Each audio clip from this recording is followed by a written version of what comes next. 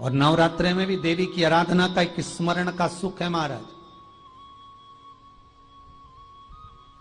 ज्योत का विधान है, नवरात्रे में देवी की ज्योत लगती है, अखंड ज्योति लगती है, जवारे बुआए जाते हैं, कलश लगता है। ज्योत का भी विधान है।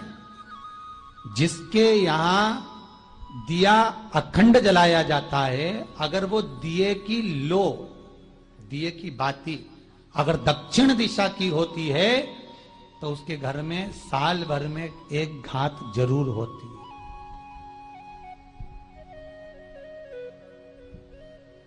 जो दिया अखंड जलता है उसकी बाती का मुख दक्षिण का नहीं होना चाहिए। अगर आपने देवी भागवत का स्मरण कराओ, देवी भागवत को अगर सुना हो, तो देवी भागवत में स्पष्ट किया गया कि पूर्व की ओर मुख करा हुआ दिया, अर्थात पूर्व की ओर ज्योत जो जलाई जाती है वो संपदा की वृद्धि करती है। पश्चिम की ओर मुख कर कर जो ज्योत लगाई जाती है महाराज, वो वैभव को देती है। और उत्तर की ओर जो मुख कर कर ज्योत जलाई जाती है, उत्तर की ओर जो ज्योत का मुख रहता है वो आयु की वृद्धि करती है, घर में अकाल मौत को रोकती है।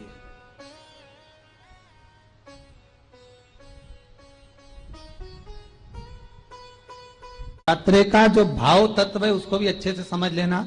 दक्षिण की ओर ज्योत ना लगाएं। अगर आपको लगाना है पूरब की लगाएं, पश्चिम की लगाएं या उत्तर की लगाएं।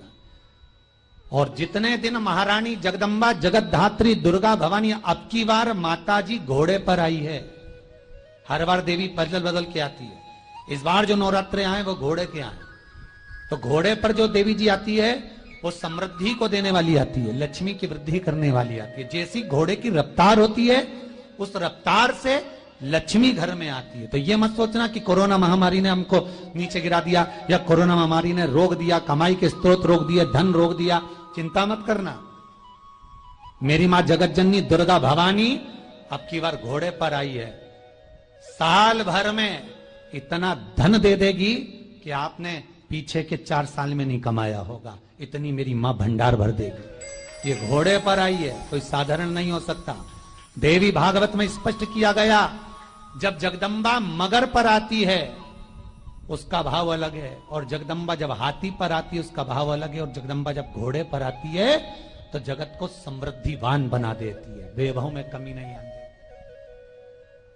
अभी भले दुनिया के लोग अभी रोते हैं कि पैसा नहीं आ रहा, कोरोना महामारी ने सब तोड़ दिया, रोक दिया, पर चिंता ना करना। मेरी मां अगर घोड़े पर आई है तो उसका सुख आपको जरूर मिलेगा।